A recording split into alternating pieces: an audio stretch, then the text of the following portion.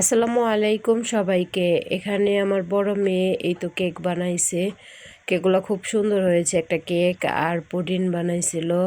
তারপরে এখানে কেকটা কেটে নিয়েছে, কেটে দেখতেছে কেকটা খুবই সুন্দর হয়েছে, অনেক সফট নরমও হয়েছে আর অনেক ফ্লবি হয়েছে।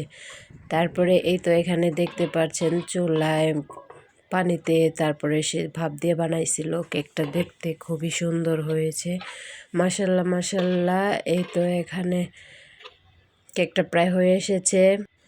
একটা চাকু দিয়ে চেক করে নিতেছে যে ভিতরে কাঁচা আছে নাকি, এর জন্য।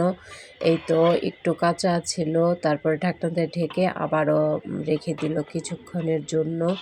আর এই পাশের চুলায় একটা পুডিং বানাইছে, একটা ডিম দিয়ে আর গরুর দুধ দিয়ে। পুডিংটাও দেখতে খুবই সুন্দর হয়েছে, মাশাল্লাহ মাশাল্লাহ। খেতে অসম্ভব মজাদার হয়েছে।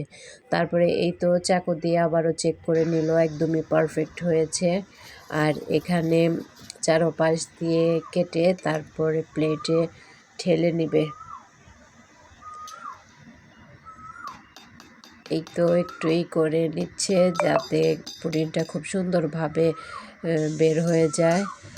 আর পুডিংটা গরম গরম ছিল, ঢালতে গিয়ে পুরাই ভেঙে গেছে। কোনো সমস্যা নাই, খেতে অনেক মজা হয়েছে, অসম্ভব মজাদার। কোনো ডিমের গন্ধ ছিল না, একদমই দুধের ফ্লেভার। খেতে দারুণ লাগছে, মাশাল্লাহ মাশাল্লাহ। খুবই মজাদার হয়েছিল এই পুডিংটা। ঘরোয়া পরিবেশ, ঘরোয়া উপকরণ দিয়ে বানানো হয়েছে। কোনো ডিমের ফ্লেভারও ছিল না, এখানে শুধুই গরুর দুধের ফ্লেভার হয়েছে। আর এই তো কেকটাও হয়ে গেছে। কেকটাও চারিপাশ দিয়ে চাকু দিয়ে ছেড়ে নিবে। তারপরে এখানে প্লেটে নিয়ে নিচ্ছে। এই তো দেখতেই পাচ্ছেন কেকটা খুবই সুন্দর হয়েছে, কোনোই পোড়া লাগেনি।